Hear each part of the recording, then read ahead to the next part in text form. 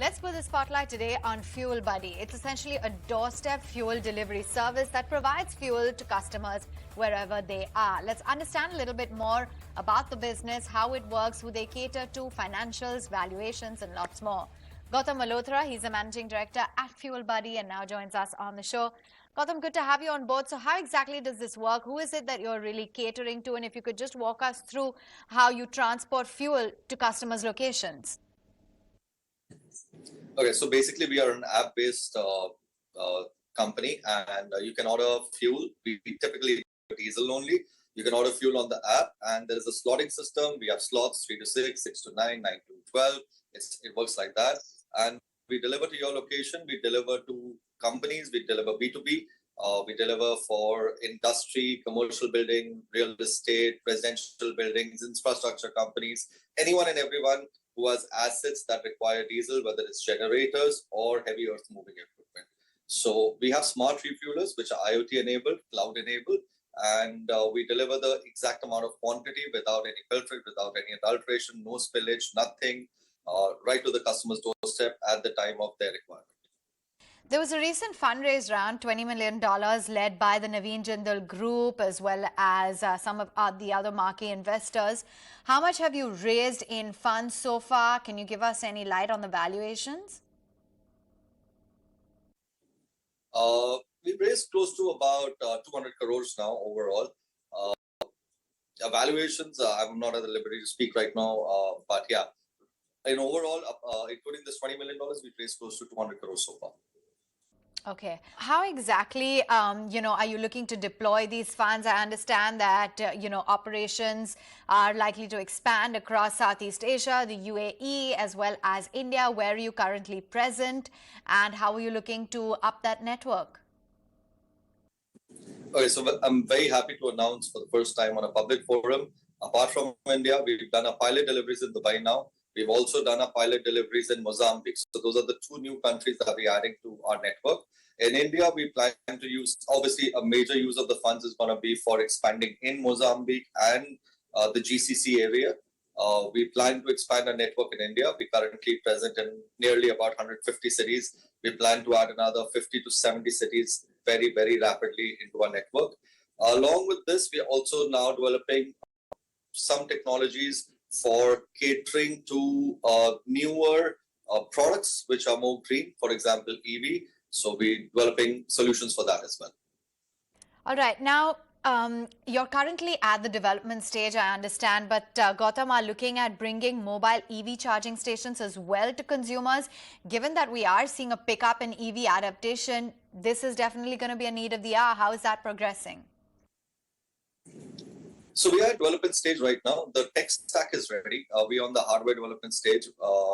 We should be able to do our pilots over the next quarter and then be able to put it out in the market following quarter. So within this calendar year, you will see our mobile chargers on the street. Yes, it is the need of the hour, but our bigger focus right now is to expand our network so wide that when we bring our EV solution into the market, we can cater to all the geographies that we are present in one go. So who are some of the clients then, Gautam, currently catering to? I understand that it's a lot of established companies, the likes of Coca-Cola, Amazon, DLF. Yeah, so we pretty much cater to a lot of large clients. We cater to a lot of infra companies. If you're talking about Coca-Cola, we also deliver to Varun Beverages. We also deliver to mining companies like JSPL, Jindal Power, even the coal mines of the JP Group. Apart from that, if you look at real estate, we deliver to Embassy, we deliver to DLF. So we deliver pretty much 130 cities. We pretty much cater to all industry or commercial or residential segments and all the large names in that. And our solution, Amazon is also one of our largest clients, if you're talking, or Flipkart.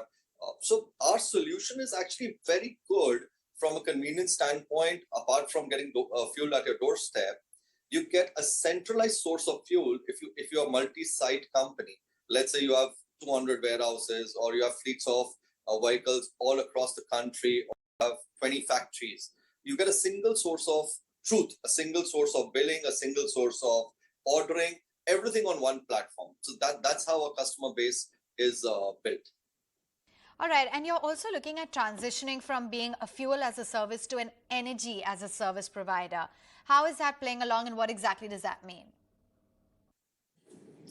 So that means multiple things. One, obviously, we spoke about bringing EV onto our platform, but we're also looking at other products. We're looking at gas. We're looking at in the near future, not this year, next year probably. We're probably looking at CBG also. We're looking at solar also. But the idea is that we are a service company. We're not the generator company.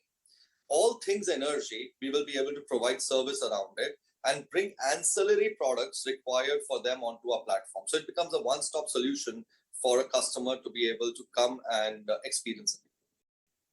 What about financials then? Because everything I look at, there's a lot of very big numbers, triple-digit growth rates that you've clocked in. Can you just put that into actual numbers for us? What did you clock in terms of your revenue run rate for FY22? How much higher was that from the previous year? And what are you on course to wrap up this year with? So FY22 was at about 165 crores of revenue. FY23, which closed in March, was at about 600 crores of revenue. So those are the kind of growth rates we're talking about. And obviously this year targets are much higher. What about your margins? Can you give us a sense as to whether or not you're profitable? We are operationally profitable, but at enterprise level, we'll be profitable this year.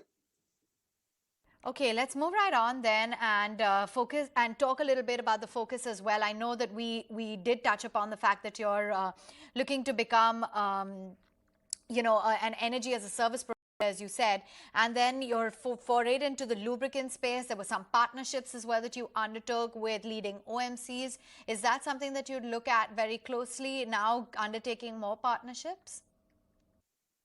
Yes, so all our customers actually have a lubricant requirement, whether it's for their stationary assets or semi-mobile assets like earth moving equipment.